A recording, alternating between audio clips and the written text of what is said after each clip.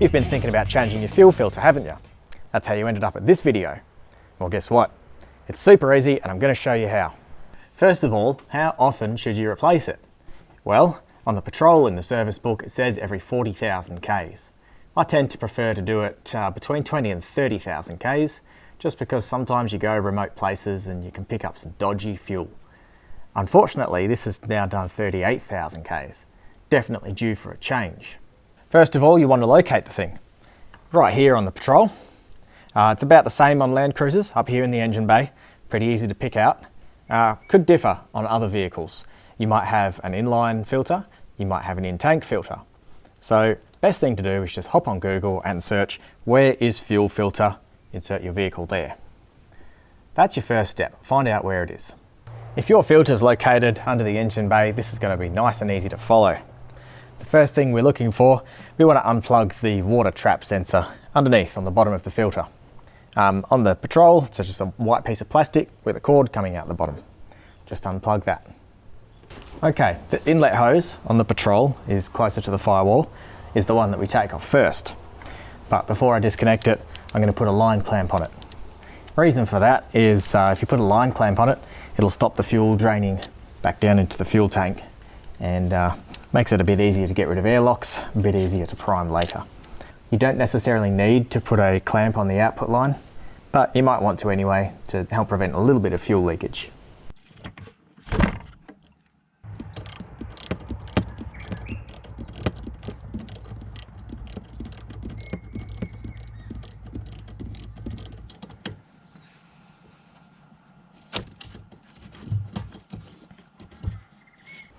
Try and be a little bit careful with these hoses, and it might be wise to check around the end for cracks and that sort of thing. This one looks okay. If you've got fine cracks coming around the edges, it can let air into the hose, and then you'll have problems with rough running and underpowered and everything like that. So make sure your hoses are in good condition. Now, once upon a time in my less brighter days, I changed the fuel filter with the whole thing still in the vehicle. A nightmare to get your hands in there, let alone get a filter tool to crack it loose. But now I know better, and so do you. Because what we're going to do is we're going to remove that assembly, take it over to the bench, swap the filter over there. That is easy to do. On the Patrol, 2 bolts right here. Undo them, whole thing comes away.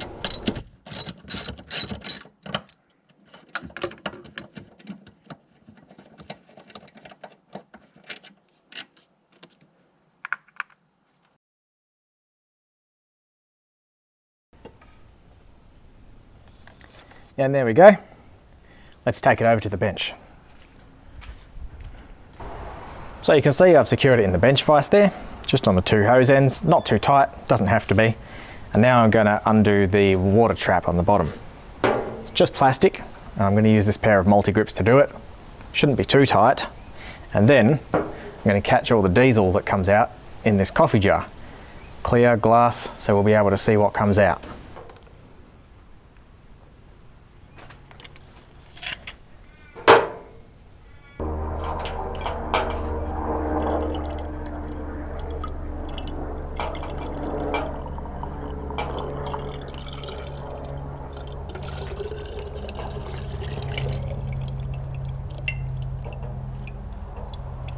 Now that I've drained all the diesel from the filter, you can see I've flipped it up that way just to stop it dripping everywhere.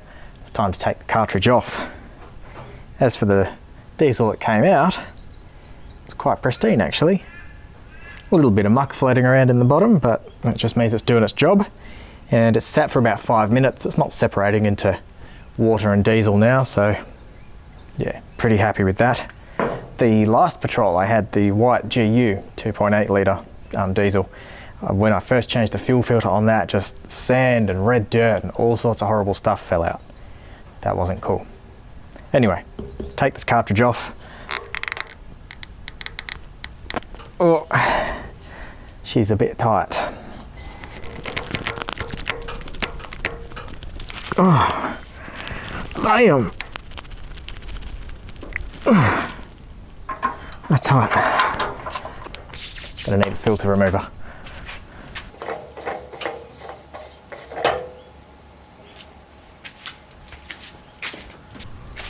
new filter. Now it comes with a couple of O-rings. This one that's hard mounted on the filter there, and down the bottom comes with one for the water trap.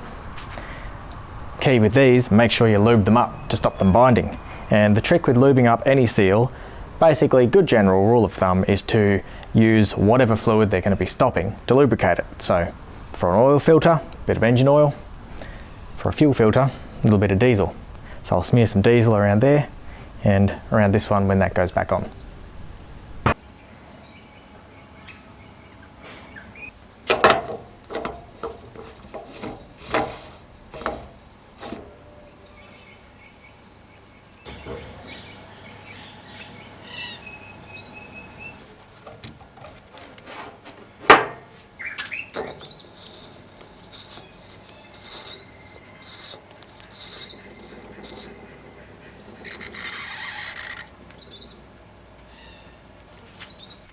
When you're putting it all back together, the sensor assembly, you just do that up by hand, and the filter, just spin it until the seal contacts, and an extra 2/3 of a turn. Now, she's all assembled, and we can go back over to the car.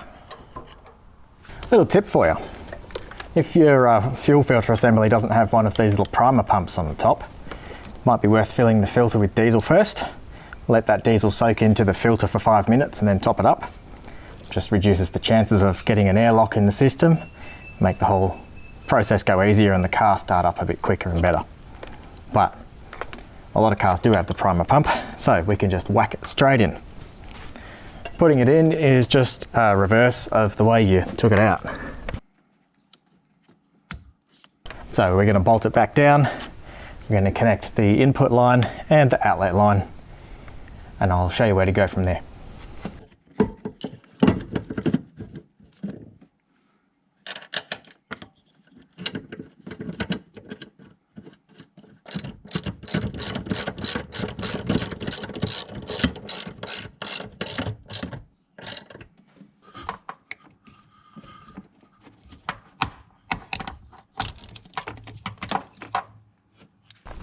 The last thing you need to do before you can start the car is prime the filter, which is nice and easy because we've got a primer button on top of this.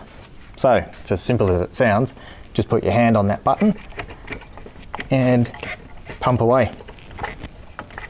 You'll be able to hear the fuel go through it, as I can.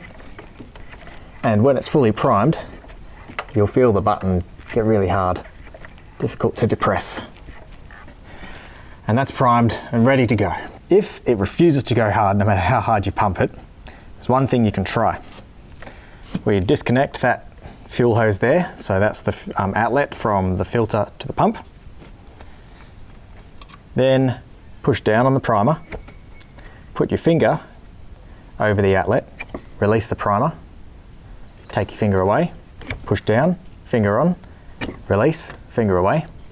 Keep going like that, so it's push down on the primer, block the outlet with your finger, let go of the primer, remove the finger, and keep going like that until the fuel flows through. Okay, so after you've done that little trick and it starts flowing out of the outlet, you reconnect that hose, tighten up the hose clamp, and just as normal, just pump away on that primer. Job done. 45 bucks for the filter, an hour of your time in the shed, saved yourself a fortune on the mechanic, so give yourself a pat on the back. That's the way. Now I've got a hot little tip here for you. If you're doing a lot of outback travel, remote area travel, carry a spare fuel filter, because you can pick up some dodgy fuel out there, and if it blocks up your fuel filter, your car can start malfunctioning. A blocked fuel filter can make you run underpowered, as I said before, can make your car cough, splutter, not even start, and that is an expensive tow job from out in the middle of nowhere. Might just be a simple filter. Swap that thing out, dump the dodgy fuel, put some good stuff in, and you'll be on the road again. Well, thanks for watching this episode of Backyard Mechanic, and if you found it useful, do go down there and give us the thumbs up. Maybe even subscribe to the channel, check out some other Backyard Mechanic videos and see what tips you can pick up for working on your own vehicle. Or failing that, if it's not your thing, just go and watch some of our adventures. They're always good fun. We'll see you next time. There's something to fix on this thing.